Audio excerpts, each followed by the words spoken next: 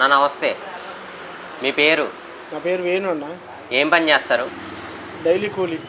పర్లేదు ఇప్పుడు ఆదాయం? పర్లేదు. ఇప్పుడు చూసుకుంటే కూటమి ప్రభుత్వం అధికారంలోకి వచ్చి సంవత్సరం పూర్తయింది కదా, ఎలా ఉంది పరిపాలన? పర్లేదు, బాగానే ఉంది, మాకు ఇబ్బంది ఏం లేదు.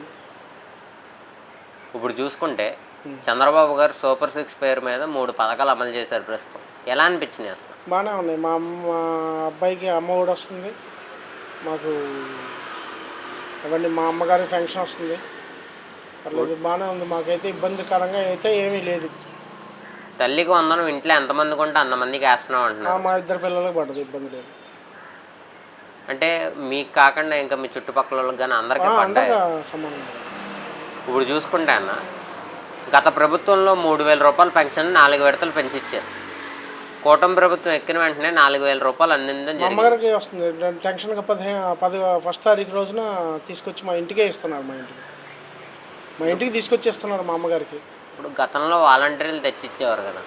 వాలంటీర్లు అంటే ఇక దాని గురించి మాట్లాడేదే ఉందిలే, కానీ ఇప్పుడైతే ఫస్ట్ తారీఖు రోజు టెన్షన్గా మాకు వచ్చి ఇస్తున్నారు. గతంలో కూడా 1వ తారీఖుకే తెచ్చిచ్చేవారు. 1వ తారీఖు తెచ్చిచ్చేవాళ్ళు, కదా అటు ఇటుగా ఉండేది. అవి లేదు, ఏళ్ళు పడలేదు, అయ్యి అని ఇబ్బంది చెప్పేవాళ్ళు. ఇప్పుడైతే టెన్షన్గా తీసుకొచ్చి మా ఇంటికి ఇస్తున్నారు మా అమ్మగారికి. మనం ఇప్పుడు చూసుకుంటే గతంలో రైస్ వ్యాన్లు ఉండేవి, ఇప్పుడు రైస్ వ్యాన్లు తీసేశారు. ప్రజలు ఏమన్నా ఇబ్బంది పడుతున్నారా? ఇబ్బంది ఏముంది, అక్కడికి వెళ్ళి తెచ్చుకుంటాం, సభవే కదా. ఇప్పుడు మా అమ్మగారికి మా అందరికీ ఉంది, నేను నడవగలుగుతా, వెళ్ళి తెచ్చుకుంటా. ఇబ్బంది ఏముంది, అక్కడికి వెళ్ళి తెచ్చుకోవడానికి ఇబ్బంది ఏముంది. ఇప్పుడు చూసుకుంటే అన్న, లిక్కర్ స్కామ్లో మాజీ మినిస్టర్ మిథున్ రెడ్డిని అరెస్ట్ చేయడం జరిగింది. జగన్మోహన్ రెడ్డిని కూడా అరెస్ట్ చేసే అవకాశం ఉందా? ఇక వాళ్ళ దాన్ని బట్టి ఉంటుంది, వాళ్ళు చేసిన స్కాములు బట్టి వాళ్ళ దాన్ని బట్టి ఉండొచ్చు, మనం ఏం చెప్పలేము. కానీ నిజంగా మనం జగన్మోహన్ రెడ్డి గారిని అరెస్ట్ చేసామే అనుకున్నాం. అరెస్ట్ చేస్తే ఒకవేళ వైసీపీ పార్టీ ఉంటుందా, లేదంటే పూర్తిగా చెరిగిపోతుంటారు? అది వాళ్ళ అభిప్రాయాన్ని బట్టి ఉంటుంది, మనం ఏం చెప్తాం. దానికి ఉండొచ్చు, వాళ్ళు చేసే స్కాములు బట్టి తీసేయచ్చు, దాన్ని బట్టి మేము ఏం చెప్పలేము. ఇప్పుడు చూసుకుంటే అన్న, గతంలో రోడ్లు కానీ డ్రైనేజీ వ్యవస్థ కానీ ఎలా ఉంది? కూటమి డ్రైనేజీ మొత్తం బాబు గారు గెలిచిన తర్వాత మా ఇంటి ముందు అంతకుముందు క్లీన్ చేసింది లేదు, వచ్చి క్లీన్ చేసి అంతా కూడా నీట్గా బ్లీచింగ్ వెళ్ళడం కానీ అవన్నీ బాగానే ఉన్నాయి. బాబా, మీ ఎమ్మెల్యే గారి పేరు? చింతమనేని ప్రభాకర్. ఎలా ఉంది ఆయన పరిపాలన? చాలా బాగుంది. నిజంగా ప్రజలకు ఏదైనా కష్టం వస్తే ఆదుకుంటారు. అసలు ఇంటికి వచ్చి మనకేం కావాలి ఏంటనేది అన్నీ చూసుకుంటారు, ఇబ్బంది లేదు. ఇది మా ప్రాబ్లం, ఇది అంటే టెన్షన్గా వచ్చి చూసుకునే వ్యక్తి ఆయన. ఇప్పుడు చూసుకుంటే అన్న, గతంలో ఆళ్ళ నాని అనేక రకాల బూత్ వ్యాఖ్యలు. ఆళ్ళ నాని కాదు, మాకు అబ్బాయి చౌదరి గారు. అబ్బాయి చౌదరి గారు గతంలో ఆ అబ్బాయి చౌదరి గారి పరిపాలన ఎలా ఉండేది? అబ్బాయి చౌదరి గారు అంటే మనం పట్టించుకుందే లేదు, లేదు. ఇప్పుడైతే మనకి మా ఇంట్లో 4 ఫంక్షన్లు ఉన్నాయి, మాకు టెన్షన్గా వస్తున్నాయి. మాకు ఏదైనా మా అన్నయ్య గారు వాళ్ళ అబ్బాయిలు 2 ఉన్నారు, మాకు 2 ఉన్నారు. టెన్షన్కి వచ్చేస్తున్నాయి, మాకు ఇంటికి తీసుకొచ్చేస్తున్నారు. ఇంతకు మించి మేము కావాల్సింది ఏమీ లేదు. ఇప్పుడు చూసుకుంటా, త్వరలో ఆగస్టు 15 నుంచి మహిళలకు ఉచిత బస్సు ప్రయాణం అంటున్నారు. అది కంపల్సరీగా బాబు గారు చేస్తానన్నారు, చేస్తారు. నిజంగా మహిళలకు ఉచిత బస్సు పెడితే బాగుంటుందా, లేదంటే ప్రజలకు బాగుంటుందా? కన్నా తెలంగాణ ప్రభుత్వంలో పెట్టారు కాబట్టే కదా అక్కడ మహిళలందరూ హర్షం వ్యక్తం చేస్తున్నారు. ఇక్కడ కూడా పెడితే బాగుంటుందని చెప్పి మా ఉద్దేశం. రానుగా చేస్తారేమో అని మాకు త్వరలో రైతులకు అన్నదాత సుఖీభావ పేరున రైతుల ఖాతాల్లో 20,000 రూపాయలు జమ చేస్తామంటున్నారు. నిజంగా కూటమి ప్రభుత్వం 20,000 రూపాయలు జమ చేస్తుంది అంటారా? చేయొచ్చు, ఏముంది. ఇప్పుడు ఇచ్చిన హామీలలో 3 సూపర్ 6 అన్నారు, 3 హామీలు గ్యాస్ బండ్లు పడ్డాయి, తల్లికి వందనం పడ్డది, పెన్షన్స్ వస్తున్నాయి. ఇప్పుడు రాను ఇంకా చేయొచ్చు కదా, వాళ్ళకు కూడా టైం ఉంటుంది, రావచ్చు, చేయొచ్చు. దాన్ని బట్టి ఇంకేముంటుంది, చేస్తారనే అనుకుంటున్నాం మేమైతే. అమరావతి రాజధాని పూర్తవుద్ది అంటారు? బాబు గారి హయాంలో చేయొచ్చు, నాకు తెలిసి. అసలు మొదలుపెట్టింది ఆయనే కాబట్టి చేయొచ్చు. రైతులకి ఎంతో అతి ముఖ్యమైనది పోలవరం ప్రాజెక్టు. పోలవరం ప్రాజెక్టు ఈ రోజులో పర్వాలేదు దొక్కుంటూ వెళ్తుంది. ఈరోజు మీరు చూసుకున్నా కానీ అసలు ఎలాగ వెళ్తుందో చూసుకున్నా, ఇప్పటికి వెళ్ళి చూసుకున్నా కానీ అలాగే ఉంటుంది. చంద్రబాబు గారు ఎవరైతే చదువుకుని నిరుద్యోగులు ఉన్నారో వారికి 20 లక్షల ఉద్యోగాలు ఇస్తా అంటున్నారు. నిజంగా 20 లక్షల ప్రభుత్వ ఉద్యోగాలు ఇస్తారంటారా? నేను చదువుకోలేదు కాబట్టి ఇక ఆ విషయం నాకైతే తెలియదు. మీలాంటి కూలీ చేసుకుని ఇది మాకు బాగుంది, పర్లేదు, ఇబ్బంది లేదు. మాకు అన్నీ కూడా సక్రమంగా వస్తున్నాయి. మేము నెగిటివ్గా చెప్పాల్సిన అవసరం లేదు. ఇప్పుడు చంద్రబాబు గారు అంటే మాకు పగ లేదు, లేదా ప్రభాకర్ గారు అంటే ఇంకో పగ లేదు. దాన్ని బట్టి మాకు వస్తున్నాయి కాబట్టి మేము చెప్తున్నాం. ప్రభుత్వం నుంచి రావాల్సిన పథకాలన్నీ వస్తున్నాయి. 100కి ఎన్ని మార్కులు ఇస్తారు?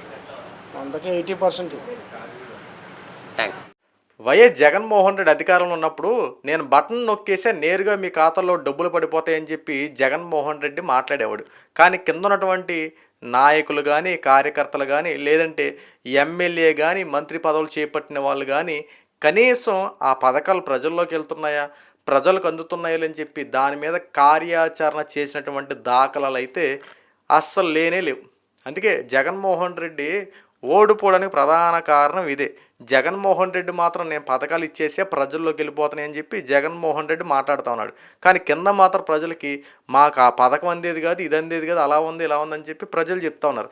కానీ ఈరోజున కూటమి ప్రభుత్వం చూడండి, ఏదైనా పథకం రిలీజ్ చేస్తుంటే ముందు ఆ పథకం ప్రజల్లోకి వెళ్ళేంత వరకు అక్కడ రిలీజ్ చేసిన తర్వాత ప్రతీ నెల 1వ తారీఖు వచ్చేలోపు ఆ 1వ తారీఖున మొత్తం అందరూ ఎవరైతే నాయకులు, కార్యకర్తలు ప్రతి ఒక్కరు ప్రజల్లోకి వెళ్ళి కష్ట సుఖాలు తెలుసుకుంటూ ఇచ్చిన పథకం అందుతుందని చెప్పి ఎంక్వైరీ చేస్తూ కార్యాచరణ చేస్తున్నారు. ఇది గ్రౌండ్ లెవెల్లో వర్క్ మాత్రం ఈసారి కూటమి ప్రభుత్వం ఎక్సలెంట్ అనే చెప్పాలి.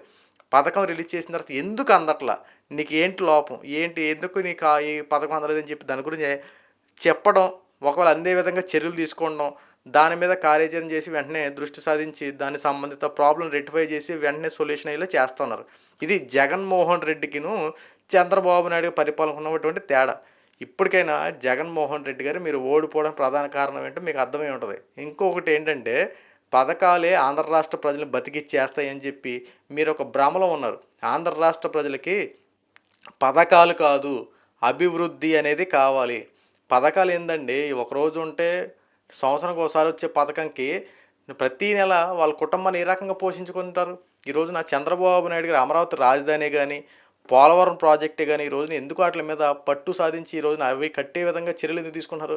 అమరావతి రాజధాని పట్ల చంద్రబాబు నాయుడు గారు ఈ రోజున ఎందుకు అంత శ్రద్ధ చూపించారంటే, ఆంధ్ర రాష్ట్రానికి రాజధాని అనేది కంప్లీట్ అయితే ఇక్కడ పరిశ్రమలు వెలువెత్తుతాయి.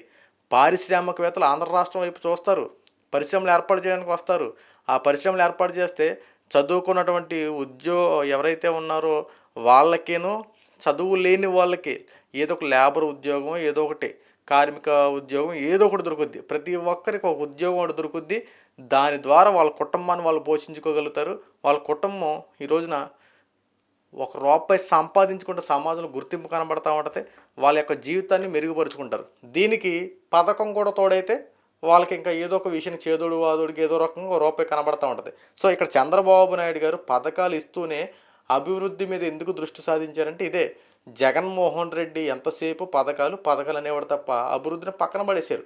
ఈరోజు కూటమి ప్రభుత్వం అలా చేయట్లా. అభివృద్ధి చేసుకుంటూ పథకాలు ఇచ్చుకుంటూ రాష్ట్రంలో అందరికీ అందుబాటులో ఉంటూ ప్రజలకు ఏ సమస్య వచ్చినా కూటమి ప్రభుత్వం తీర్చే విధంగా చర్యలు తీసుకుంటున్నారు. అంతేకాకుండా స్థానిక నియోజకవర్గ ఎమ్మెల్యేలు, అధికారులు, ఉద్యోగస్తులు అందరూ చిత్తశుద్ధితో పనిచేస్తూ ప్రజా సంక్షేమంలో ఉన్నాం, ప్రజలు ఓట్లేస్తే గెలిచాం కాబట్టి ప్రజలకి మనం అంతా చేయాలి, వాళ్ళ యొక్క సమస్యలు తీర్చాలని చెప్పి చిత్తశుద్ధితో పనిచేస్తూ ఉన్నారు.